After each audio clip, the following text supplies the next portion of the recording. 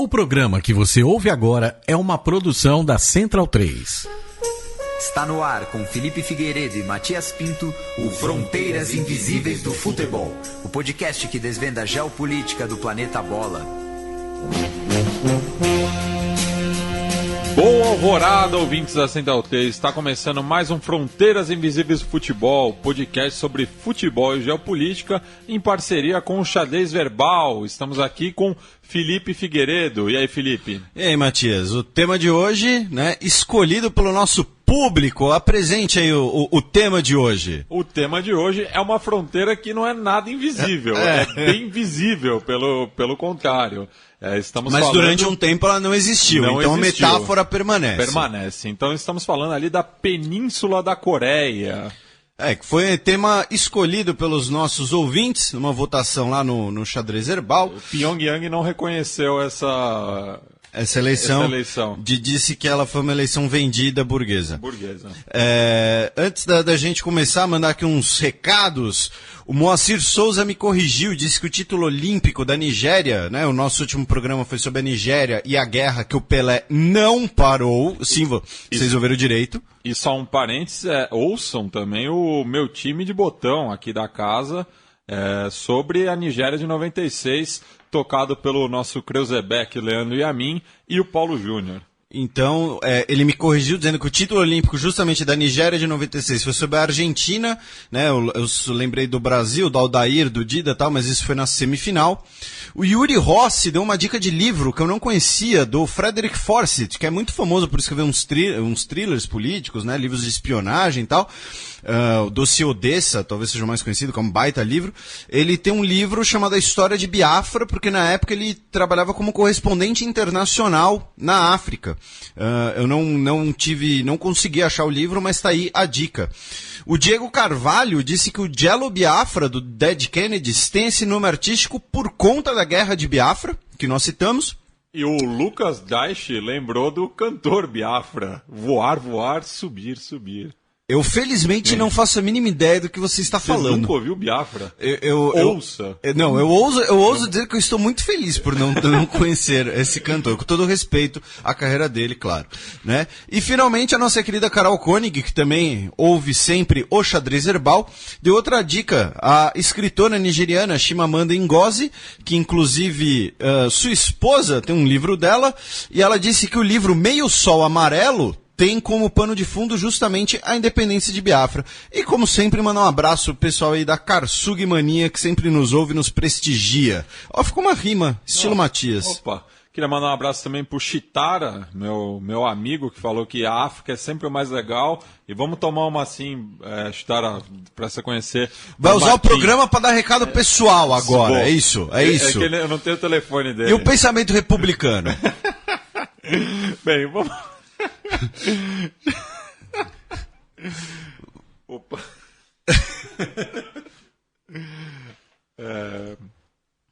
Vamos passar então, depois dessa censura, vamos passar para o primeiro quadro do programa.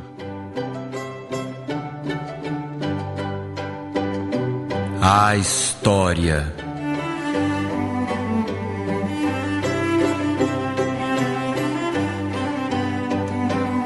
Bem, Felipe, vamos localizar o nosso ouvinte na história das Coreias. O que acontece? Antes da gente começar, alguns esclarecimentos. Primeiro, obviamente, é um tema bastante amplo. Afinal, estamos falando de atualmente 2 países, mas uma região geográfica, uma península, que tem uma história muito relacionada também com a China, com o Japão.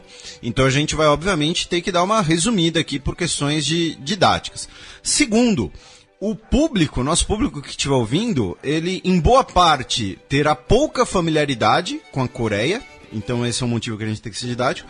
E uma pequena parte talvez tenha bastante familiaridade com a Coreia, que são pessoas que gostam da atual cultura, especialmente sul-coreana, música, desenhos. Então para esse segundo público, no caso, a gente pede um pouquinho de paciência, de flexibilidade, especialmente com as pronúncias, né? Algumas pronúncias aqui talvez a gente não consiga fazer direito. Mas os primeiros vestígios arqueológicos na Península da Coreia datam de 8.000 a.C., mais ou menos. Lembrando que tudo isso que a gente vai falando também tem um dossiê visual no site do Xadrez Verbal para ajudar com algumas imagens. E durante muito tempo nós tivemos uma série de reinos antigos e medievais que, no caso da Coreia, não ficavam apenas restritos à Coreia. Tinha uma relação muito próxima com os reinos chineses e com a região da Manchúria, né, que é o nordeste da atual China. E esse cenário de uma maior fragmentação, sem uma hegemonia, digamos assim, na península, vai durar mais ou menos até o século VII, já depois de Cristo, né, o que seria, no pensamento ocidental, a Idade Média, quando nós temos o período dos Três Reinos, que é um período que é muito famoso, tem uma obra sobre isso, tem um romance sobre isso, inclusive, que são os reinos de Baekje, Silla e, principalmente, essa pronúncia que eu tenho que caprichar, Goryeo, que é a origem da palavra Coreia. Essa palavra, porém, na Coreia, no idioma coreano, a Coreia se chama Hanguk, Hanguk.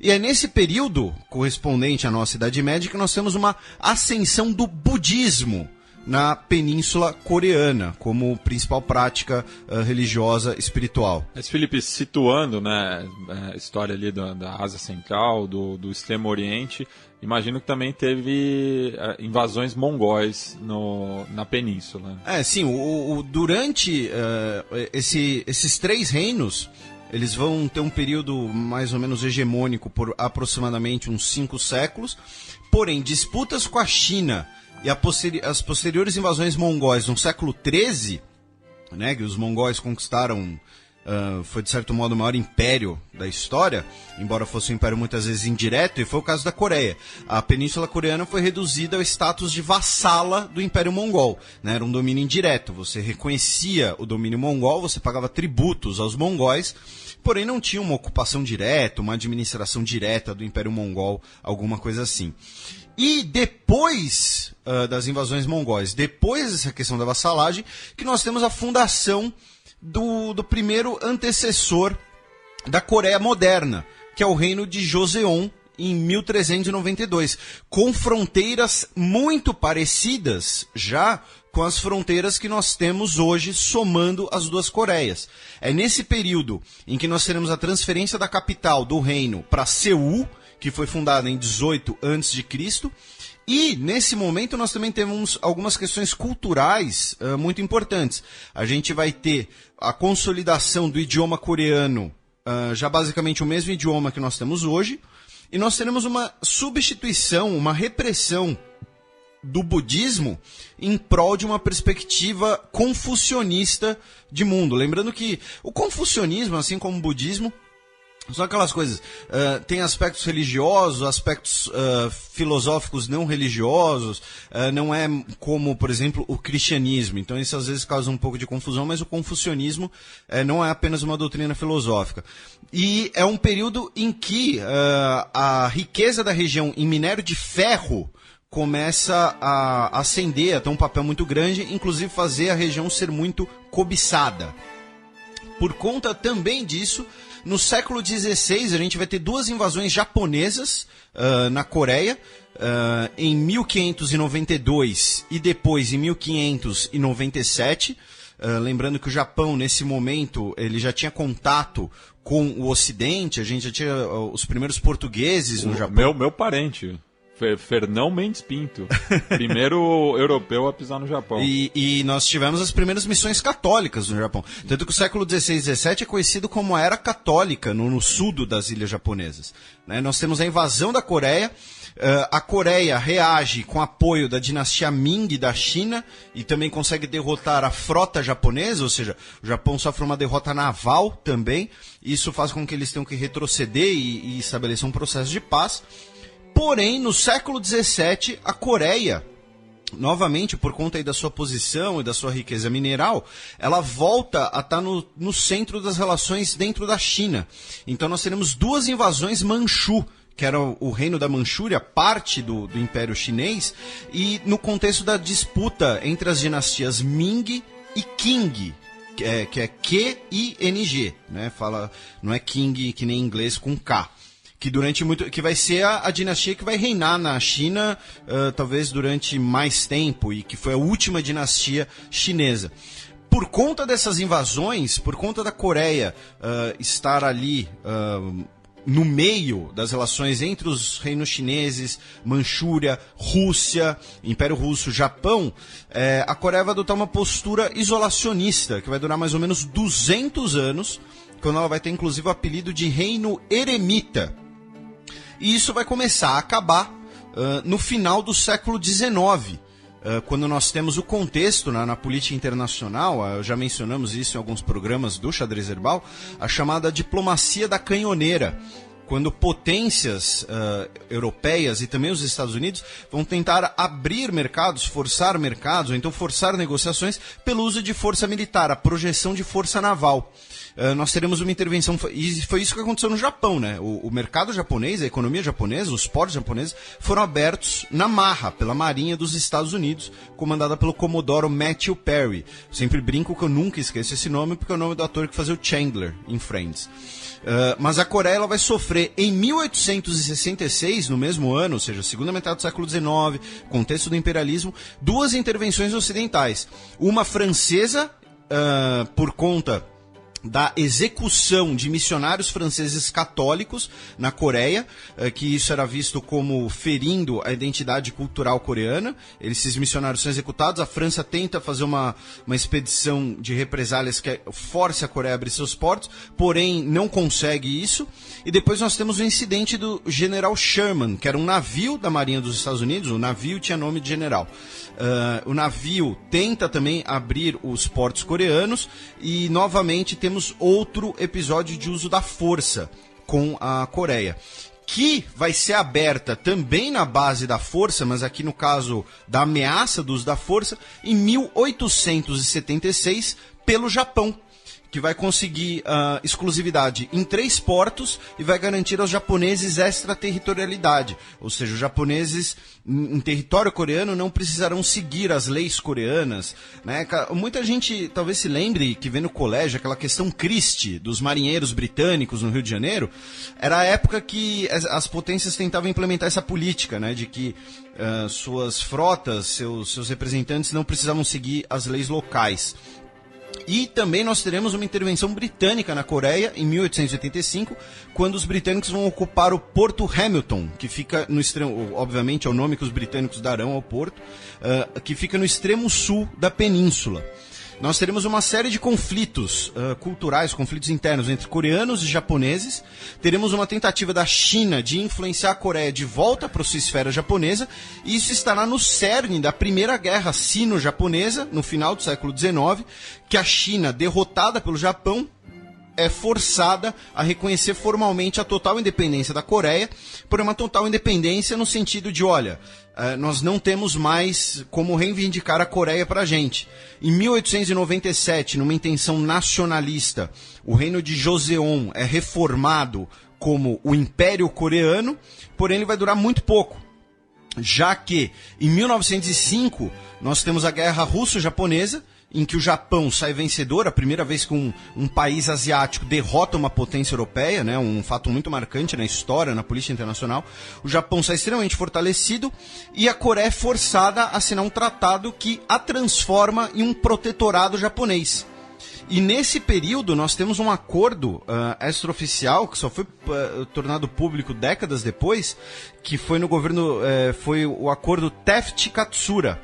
O Taft vem do William Taft, presidente dos Estados Unidos, que os Estados Unidos se comprometem a não intervir nos interesses japoneses na Coreia.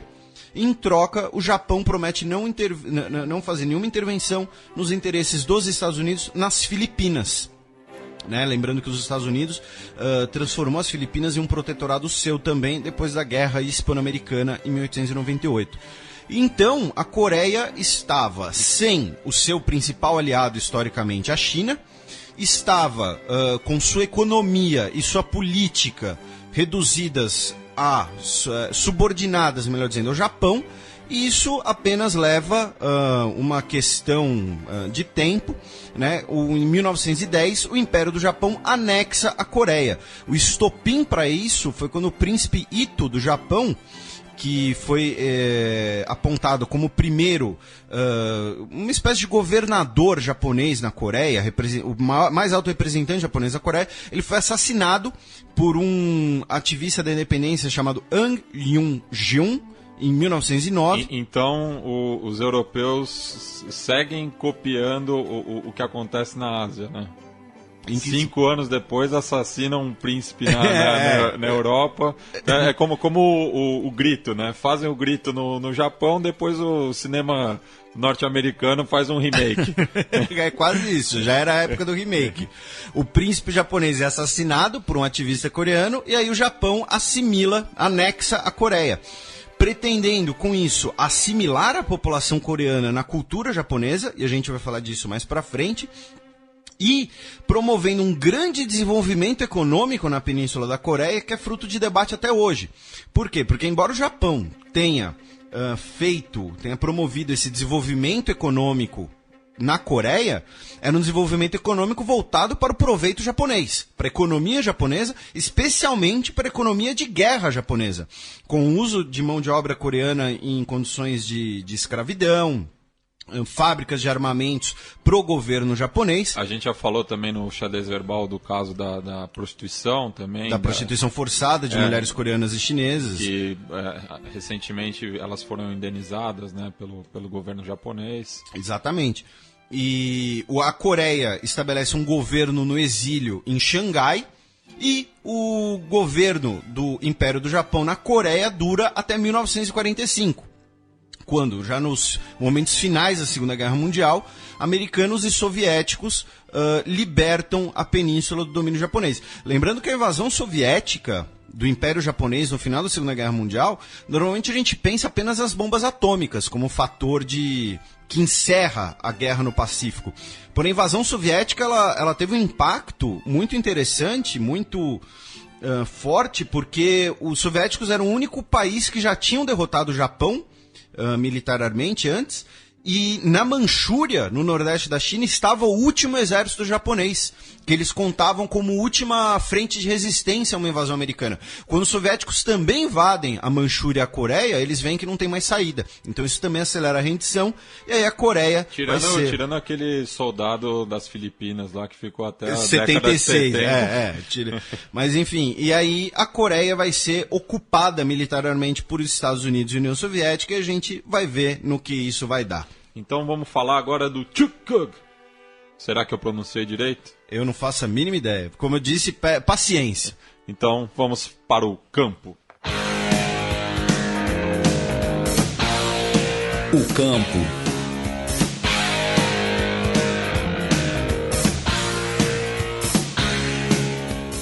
Acho que uma das coisas mais interessantes em relação ao futebol é que quase todas as culturas têm uma forma ancestral de um jogo jogado com os pés e a bola. Ou um crânio, dependendo da região. Uma forma esférica. Enfim, no caso da Coreia era o Chukug. Que é uma forma, como você disse, antiga, né, do reino Silla, um daqueles 3 reinos que a gente citou. Porém, o futebol moderno chega na Península Coreana no final do século XIX, com os comerciantes britânicos, justamente, e os primeiros jogos de futebol na Coreia são disputados na década de 1920, e logo após o fim da ocupação das potências estrangeiras, das potências vencedoras da Segunda Guerra Mundial, em 1948, nós temos a formação da primeira federação de futebol na Coreia. Ou seja, o futebol na Coreia, em comparação a outros países asiáticos, chegou relativamente cedo, né? Pensando quando a gente pensa em outros países asiáticos. E aqui, primeiro, falando das seleções, né? O primeiro jogo entre as duas seleções foi em 1978, 100 gols. Até hoje eles se enfrentaram 19 vezes, com uma vitória para a Coreia do Norte 7 feriado, vitórias... né? Oi? Virou feriado. 7 vitórias para o Sul e 7 empates. Porém, tem uma coisa muito interessante.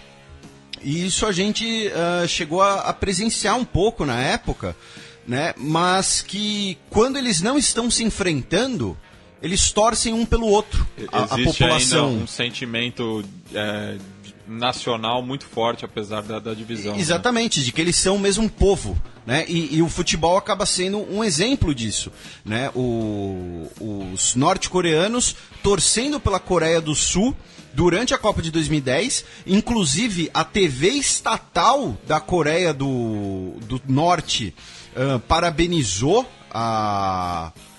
o time do Sul, e a população no Sul se reunindo em praças tal para torcer pelo time do Norte. E os grandes destaques, né, da seleção norte-coreana acabam jogando no Sul. Né? E com status de ídolos locais. De ídolos locais, né? Uma pesquisa na Copa de 2010 disse que, feita na Coreia do Sul, disse que num jogo entre Coreia do Norte e Estados Unidos, que é o principal aliado da Coreia do Sul, 70% torceria pela Coreia do Norte. Né? Ou seja, tem esse sentimento ainda de ser uma mesma nacionalidade, que é demonstrado pelo futebol.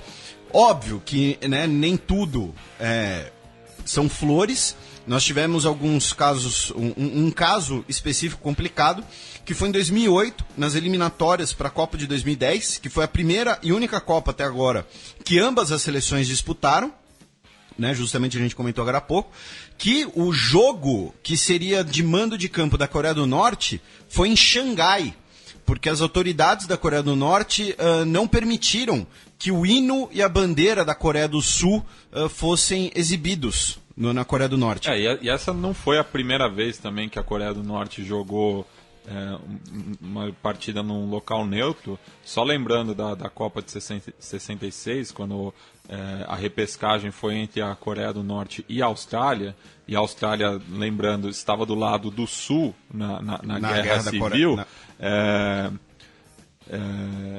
Os dois jogos tiveram que ser no Camboja, porque a Coreia do Norte não reconhecia a Austrália e a Austrália não reconhecia a Coreia do Norte. Então tiveram que achar um campo neutro. Um meio termo. O Camboja é essa grande potência futebolística da eu acho que é meio do caminho, né? Se botar um compasso ali, né? Fica no meio.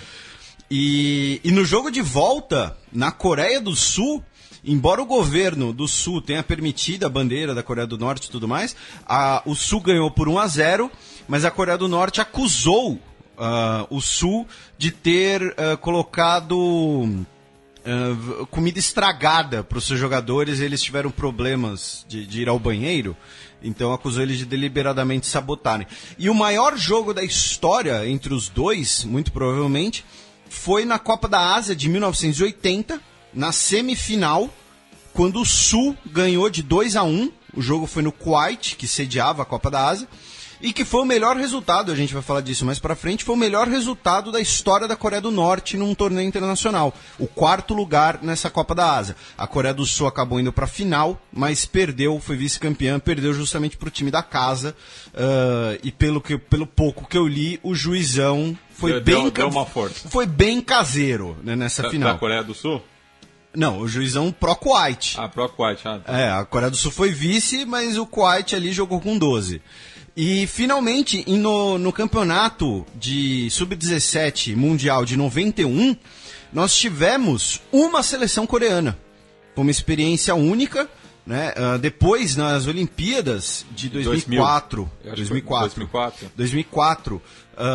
as Coreias tiveram uma delegação unificada também, e a gente, se vocês acessarem o dossiê visual, vocês vão ver a bandeira que eles usaram, que é uma bandeira com a península da Coreia retratada. Mas em 91 tivemos essa experiência das duas Coreias fazendo um time só, mas que nunca mais se repetiu. Agora, falando especificamente da Coreia do Sul, da seleção da Coreia do Sul, ela foi campeã da Copa da Ásia em 56 e 60 e vice em 72, 80, 88 e 2015, também conhecido como ano passado. Foi bronze na Olimpíada de 2012 e foi 4º lugar na Copa do Mundo de 2002, que foi sediada em conjunto Coreia do Sul e Japão. E foi uma Copa um pouco polêmica, né, meu caro Matias? Bota polêmica nisso. Nós tivemos 2 jogos, né, no mata-mata. Na sequência, Espanha e Itália. E no caso da Itália, o juiz depois, o pequeno Drácula lá, ele foi comprovadamente... ele tinha envolvimento com venda de resultados. O quê? Num evento da FIFA? Então, eu não sei se foi especificamente na Copa, mas ele foi condenado depois por alguma coisa. E a Coreia do Sul era time da casa, chegou na semifinal e metendo a mão na Espanha e na Itália. Né? Esses casos são célebres. Né? Um abraço pro Bertozzi, né? o comentarista esportivo, que até hoje reclama desse jogo com a Itália. E cabe lembrar também que a Coreia do Sul foi a primeira seleção do Extremo Oriente a disputar uma Copa do Mundo, isso em 54. Né? Sim, exatamente.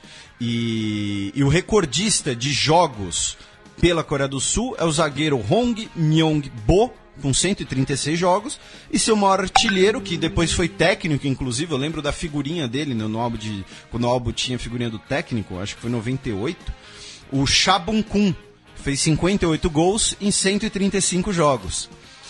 Agora vamos falar da Coreia do Norte, né, que tem como seu maior resultado, e o Matias vai falar bastante disso, o Matias tem até uma dica de documentário no final do jogo, as quartas de final em 66, né? Sim, a Coreia do Norte foi a equipe sensação daquela Copa do Mundo, né? Perdão, Campeonato Mundial de Futebol, Copa do Mundo é a partir de 74, só fazendo essa correção.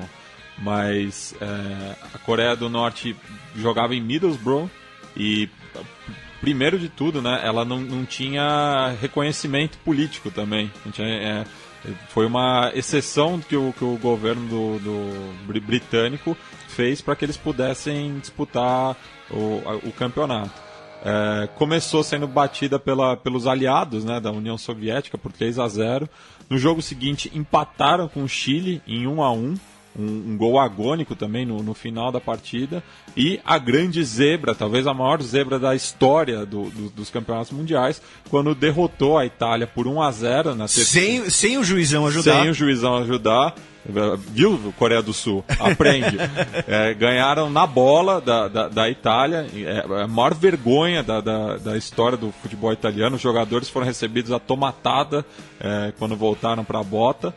Enfim, a Coreia do Norte se classificou, foi para as quartas de final. Abriu 3-0 contra Portugal. Portugal de Eusébio, talvez o maior Eusébio. Portugal de todos os tempos. Aí que o Eusébio acordou, né? Depois do terceiro gol norte-coreano, o menino moçambicano acordou e virou no jogo para 5-3 e acabou, né, com o sonho norte-coreano, mas que foi uma grande atuação do selecionado. Ficou na história, e até porque, assim como a Coreia do Sul foi o primeiro time asiático a disputar a Copa, a Coreia do Norte foi o primeiro time asiático a ir além do primeiro jogo, da fase de grupos. Da fase de grupos. E cabe lembrar também que boa parte desses jogadores, né, dessa seleção norte-coreana nasceram antes ou durante o conflito, né, entre que culminou na divisão da península. E a Coreia do Norte voltou para a Copa apenas em 2010. Os ouvintes devem lembrar, caiu no grupo do Brasil. Exatamente. Até o primeiro jogo fez uma participação bem digna, né? Perdeu de 2-1 apenas para a seleção brasileira. Aí depois tomou uma outra sapatada de Portugal, não dá, né? Muito freguês dos portugueses, e terminou derrotado também pela Costa do Marfim. Foram 3 jogos e 3 derrotas. E aí, aqui manda um abraço para o nosso querido Ubiratan Leal, que mandou uma informação interessante, uma dica interessante aqui de como casar as informações entre futebol e política. Muita gente deve lembrar, justamente na Copa 2010, do Yong Tae-se, né, o Rooney coreano, aquele que chorou em prantos durante o hino da Coreia do Norte. Ele é um Zainiki, que são os coreanos étnicos que nascem em território japonês, que são descendentes das populações coreanas lá do Império Japonês que estavam tentando ser assimiladas. Ou seja, a família dele nasceu em território japonês, mas não tem nacionalidade japonesa, porque é uma questão territorial, não é uma questão familiar. Como ele estudou numa escola da Chongryong, que é como se fosse é uma entidade que como se fosse uma embaixada informal da Coreia do Norte no Japão, já que os dois países também não têm relações, ele optou por jogar pela Coreia do Norte no plano internacional. Porém, em clubes, ele joga na Coreia do Sul, jogou no Japão, jogou na Alemanha, e atualmente nós temos cerca de 600 mil coreanos étnicos que vivem no Japão, trabalham no Japão, porém não têm nacionalidade. E quando eu digo não tem nacionalidade, eles não têm nenhuma nacionalidade, nem coreana, nem japonesa. No final da Segunda Guerra Mundial, eram mais de 2 milhões, e a maioria foi repatriada para a Península Coreana. No caso da Coreia do Norte, né, o melhor resultado, além da Copa do Mundo, como eu disse, foi o 4º lugar na Copa da Ásia em 1980, e o seu recordista de jogos é o goleiro, que é o atual goleiro da seleção da Coreia do Norte, o Ri Myong-guk, com 78 jogos.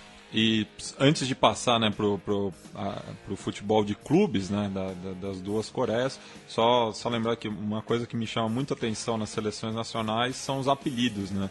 Então, a Coreia do Norte são conhecidos como os Cholima, que é uma figura mitológica chinesa, que é uma espécie de Pégaso, né? Um cavalo alado, mas o nome propriamente significa o cavalo de uma milha, de 1.000 milhas, ou seja, que consegue viajar por 1.000 milhas.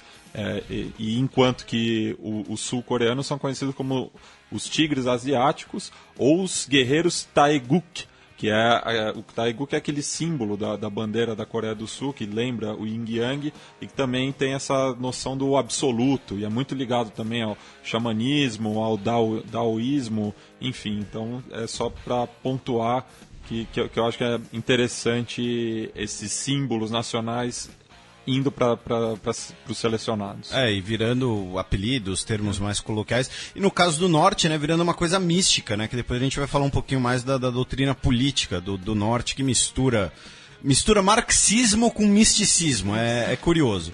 Mas falando em clubes, né, como você já lembrou, na questão dos clubes também fica interessante, porque aí a gente consegue analisar bem as diferenças entre as duas Coreias.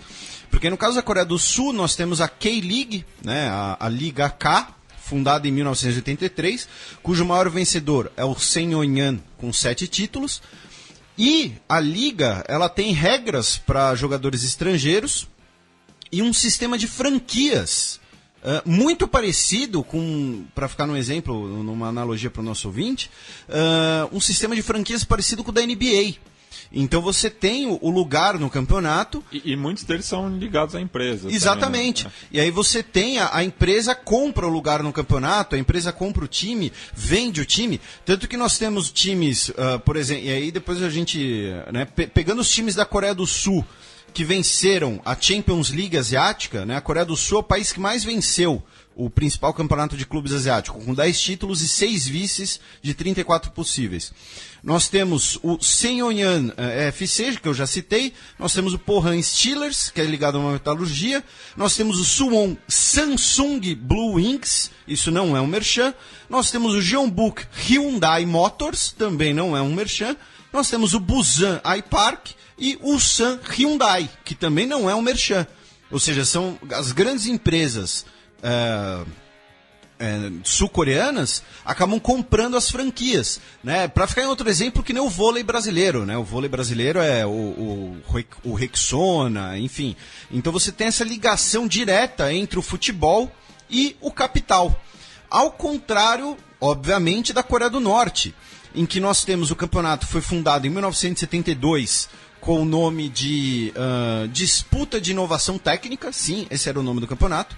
Em 2010 foi rebatizada como Liga de Futebol de Alta Classe. E os clubes norte-coreanos, eles não seguem as regras da FIFA para transferências e para contratos. Os jogadores têm status semi-amador, como era em muitos antigos países soviéticos, por exemplo, na antiga União Soviética, na antiga Iugoslávia. Então, os times da Coreia do Norte, para disputarem campeonatos internacionais, tem que ser a convite. Por isso que eles quase não disputam campeonatos internacionais, e o seu maior feito foi o vice do Kim Yong-sun, em 2014, da President's Cup, da Confederação Asiática, que é uma espécie de Liga Sul-Americana, de Europa League. É o torneio secundário, que depois virou a AFC Cup. No caso do campeonato da Coreia do Norte, o time com mais títulos, 10 títulos, é o Clube 25 de Abril, que é a data considerada de fundação... Da Revolução dos Cravos. Da fundação da Coreia do Norte, que é o time do Exército.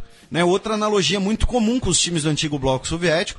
E o seu maior rival é o clube da cidade de Pyongyang, né? A capital da Coreia, com 5 títulos, que é o time da prefeitura.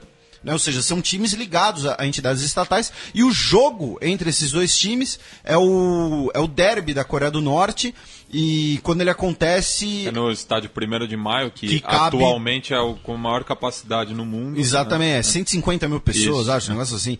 Então, ele... Aqueles mosaicos impressionantes. Mosaicos do presidente, do pai do presidente, do avô do presidente. Então nós temos aí, na questão da Coreia do Norte e a Coreia do Sul, fica bem explícita na relação deles com o futebol a diferença de sistemas e a diferença política aí entre os países. Bem, agora vamos para o Paralelo 38 para falar do presente e do passado recente das Coreias. O mapa.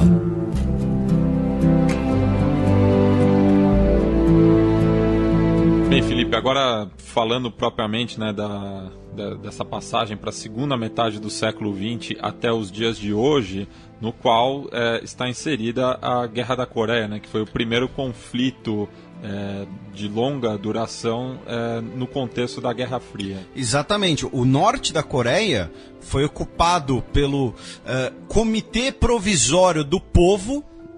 O nome já deixa claro sua influência soviética, e o sul da Coreia era governado pelo governo militar do exército dos Estados Unidos. Algo semelhante que aconteceu com a na Alemanha. Que essa situação durou de 45 até 48. Em 48, as administrações passaram para os civis coreanos, porém, esse componente ideológico, que era já uma antecipação da Guerra Fria, né? Você querer marcar território, expandir a sua influência geopolítica, com esse componente ideológico, gera uma situação de impasse entre a administração do Sul e a administração do Norte, sobre qual seria o modelo da futura Coreia. A Coreia seria unificada, inclusive pela declaração do Cairo, de 1943, durante a guerra, isso já tinha sido colocado. A Coreia do Norte, com o apoio da China, que logo, quando a Guerra Civil Chinesa acaba em 49, né? Então a Coreia do Norte, com o apoio da China, agora comunista, em 1950, invade o Sul. Ela também conta com apoio técnico da União Soviética. Eles quase têm uma vitória total sobre o Sul. Fica ali um pedacinho da Península Coreana sob o controle do Sul. E é ali que nós temos, em setembro de 1950, uma contraofensiva coordenada pelos Estados Unidos, Reino Unido e Austrália, sob mandato da ONU. Eram tropas da ONU, inclusive o Brasil foi convidado a fazer parte dessa força tinha o nome oficial de Força de Paz, inclusive, porque a guerra era vista como uma guerra de agressão. O Brasil recusou mas nós tivemos essa contraofensiva. Seul mudou de lado, mudou de controle 4 vezes durante a guerra, que durou até 1953. Foi nessa guerra que nós tivemos pela primeira vez combate direto entre jatos, caças a jato um contra os outros. Nós já tínhamos jatos na Segunda Guerra Mundial, porém eles não combateram entre si. Depois de 3 anos, a guerra fica basicamente um impasse justamente no Paralelo 38, que era a região já originalmente que a Coreia estava dividida. A guerra deixa de cerca de 600 mil militares mortos e 2 milhões e meio de civis mortos, mais cerca de 1 milhão de deslocados, diversos feridos, famílias divididas até hoje, né, porque parte da família fica no sul, parte da Coreia fica do norte. E aí nós temos um armistício que traz um cessar-fogo, uma cessação de hostilidades na zona desmilitarizada do Paralelo 38, porém é importante lembrar que oficialmente o conflito nunca acabou. Oficialmente as Coreias ainda estão em guerra, né? E por isso também que nós não temos o reconhecimento das Coreias por vários outros países. E é muito curioso notar, né, a movimentação na zona da fronteira, que é justamente o conflito, ele é muito presente, porque, claro, é uma zona completamente militarizada, mas existe muito respeito também entre os dois lados, né? Os soldados, eles fazem os exercícios olhando sempre para o outro lado, vendo o que o vizinho tá realizando. Depois eu vou dar uma dica de filme sobre isso, inclusive. E aí nós temos, em 53, o estabelecimento formal das duas Coreias, né? E aí, resumindo bem a trajetória dos dois países no restante do século XX, na Coreia do Norte, ela é marcada por três coisas. Primeiro, o pensamento político Juche, ou Juche, já ouvi as duas pronúncias, né? Que é J-U-C-H-E. Como eu disse, paciência com as pronúncias, tá, pessoal? Que é uma mistura de marxismo com aspectos culturais coreanos, inclusive confucionistas. Então nós teremos aspectos místicos, né? Ao contrário do marxismo-leninismo clássico, que é plenamente materialista, que rejeita todas essas questões, na Coreia do Norte a gente tem elementos místicos no pensamento político. Outra coisa muito marcante na Coreia do Norte é o que eles chamam de doutrina Songun, S-O-N-G-U-N, que é o exército vem em primeiro lugar. O exército será o fator que mantém a Coreia independente e o fator de unificação da Coreia. Então, por isso que a maior parte dos gastos da Coreia do Norte vão para questões militares, por isso que eles têm um grande programa militar, e por isso que a Coreia do Norte é o país que, tanto em números brutos, somando ativo e reserva, e em números relativos, especialmente, é o país com mais militares do mundo. A Coreia tem 300 militares a cada 100 mil pessoas. Isso é muita coisa, né? Então, o terceiro fator que marca a Coreia do Norte nessa segunda metade do século XX é a dinastia Kim, né? O fundador da Coreia do Norte é o Kim Il-sung, que é o fundador, inclusive, da doutrina Juche. Que morreu em 94, né? Por aí. Não lembro direito, agora você me pegou. Começo dos anos 90. E ele é sucedido pelo Kim Jong-il, o filho dele. Aquele dos óculos escuros. Sim, e que é sucedido pelo Kim Jong-un, que é o atual líder da Coreia do Norte, que é sem juízo de valor, o gordinho da família, né? Então, os três fatores que marcam a Coreia do Norte nesse momento são esses. No caso da Coreia do Sul, nós temos uma história mais intricada. Por quê? Porque a Coreia do Sul ela é marcada como um tigre asiático, um país que será destino de muitos investimentos estrangeiros, especialmente dos Estados Unidos e do Japão. Vão desenvolver uma grande indústria militar também, justamente por esse cenário de guerra, né? Então, quando a gente fala de Hyundai, por exemplo, a gente pensa no carro, mas ela foi criada para fazer tanque. A Hyundai faz tanque também, assim como a Porsche faz tanque. As pessoas às vezes esquecem disso. A Coreia do Sul, ou seja, ela é marcada por uma economia de capital aberto, uma economia de muita presença estrangeira. Porém, nós tivemos dois momentos de democracia autoritária, como eles chamam, que na verdade eram ditaduras militares, né, em bom português. De 48 a 60, por 12 anos, a Coreia do Sul é governada pelo Syngman-rhee, que foi um dos líderes do governo coreano no exílio, aquele que a gente mencionou lá, que estava em Xangai. Ele sofre uma série de protestos e é forçado a se exilar fora do país. De 60 a 63, nós temos um breve período de democracia, inclusive com uma experiência parlamentarista. Em 63, nós temos um golpe do Park Chung-hee, que estabelece o seu governo de estado de emergência.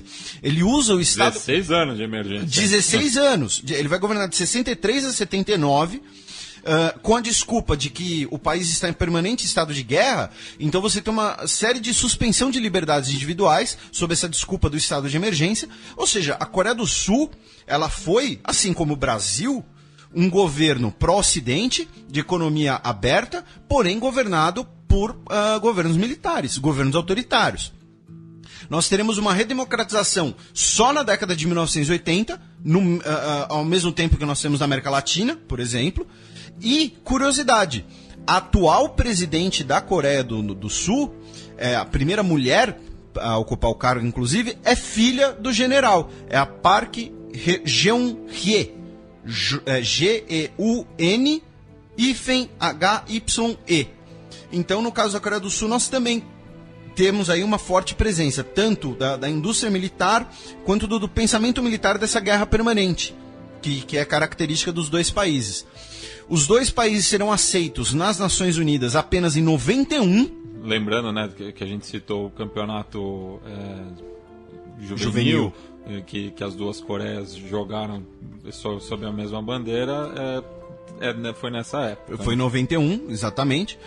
Em junho de 2000, e mais precisamente no 15 de junho de 2000, nós temos a primeira declaração conjunta dos dois países que concordam em trabalhar em conjunto visando uma reunificação pacífica. É quando nós temos o estabelecimento das primeiras conversas entre os dois países. Nós temos o estabelecimento do complexo industrial, que recentemente, inclusive, foi ocupado pelo exército da Coreia do Norte. Falamos disso no Xadrez Herbal. É quando nós temos o início desse diálogo.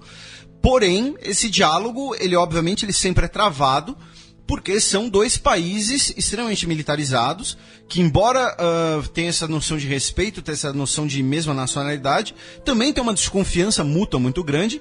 Por quê? Porque eu falei que a Coreia do Norte é o país com o maior número de militares do mundo, somando ativo e reserva. O segundo colocado nesse ranking é a Coreia do Sul. Então estamos falando, de certo modo, dos dois maiores exércitos do mundo prontos para se pegar a qualquer hora. Então, no caso da Coreia do Norte, nós ainda temos a questão do programa nuclear. Na Coreia do Sul, nós temos tropas dos Estados Unidos com armas estratégicas dos Estados Unidos, submarinos nucleares e muito possivelmente armamento nuclear dos Estados Unidos na Coreia do Sul. Embora de forma extraoficial, porque isso deixaria a China puta da vida, em bom português.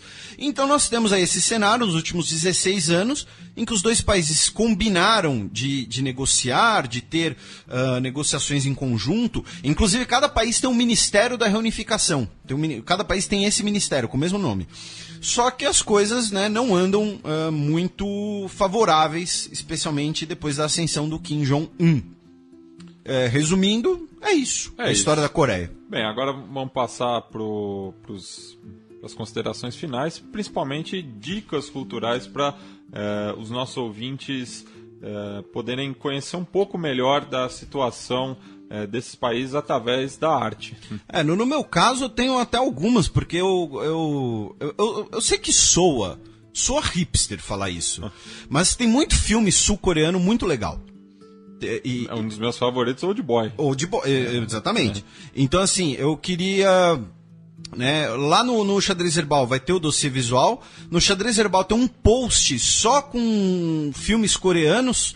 E eu recomendo muito qualquer filme que seja dirigido pelo Park Chan-wook, que é o diretor da trilogia Old Boy, dentre outros filmes. Lei de Vingança. Exatamente. Mas ele tem um filme que eu não lembro como é que ele saiu em português. Ele saiu, acho que Zona de Risco em português, mas o nome original é Joint Security Area, JSA, que é justamente a faixa desmilitarizada, que ocorre um crime na fronteira. E aí eles têm que cooperar, enfim, é um thriller sensacional. E qualquer coisa também com o ator Choi Min-sik, que é o protagonista do Old Boy. Que Monstro. Recentemente tem um filme sobre a invasão japonesa da Coreia, que ele interpreta um almirante, que é um dos principais heróis nacionais da Coreia do Sul. Óbvio, o filme tem um quê ali, né, de coração valente, de licença poética, digamos assim. Mas é uma bela produção, é um filme bem legal, você ouve o idioma coreano e tal. E para quem quiser uma coisa mais aprofundada, especialmente para o pessoal de relações internacionais, a editora Juruá, que é uma editora especializada em livros para concurso, na verdade. Eles têm uma coleção sobre relações internacionais. E tem um livro chamado Coreia do Sul, Visões Latino-Americanas, que é organizado pelo Henrique Altemani de Oliveira, que é um dos principais professores universitários de relações internacionais do Brasil. São uma série de artigos sobre a colônia sul-coreana na América Latina. Queria mandar um abraço pro meu colega de faculdade, o Ku Dong-il, Mas ele era do norte, não era? Não, do sul. Do sul? Você tem sobre a comunidade coreana na América Latina, sobre as relações América Latina-Coreia do Sul, sobre papel, enfim, relações econômicas principalmente. Então, hoje eu chutei o pau da barraca e dei várias dicas. E claro, né, já para encerrar aqui minha participação, agradecer a todo mundo que nos ouve, que nos prestigia, que manda seus recados, manda seu carinho. E divulguem o Xadrez Herbal, o podcast, o Fronteiras Invisíveis do Futebol. E eu fico por aqui, Matias. Eu vou repassar uma dica do Biratã Leal, que já foi muito bem citado pelo Felipe aqui, que é o documentário The Game of Their Lives, de 2002, e que mostra os jogadores que integraram a seleção norte-coreana no Mundial de 66, quase 50 anos depois do feito deles, né? Não confundir com o filme de mesmo nome, mas esse que é romantizado, que é o Duelo de Campeões, mas que trata da vitória dos Estados Unidos sobre a Inglaterra no Mundial realizado aqui no Brasil. E é com a música desses atletas que eles compuseram na época, em 66, que a gente vai encerrar o programa, que é meio o hino não oficial dos Tolima.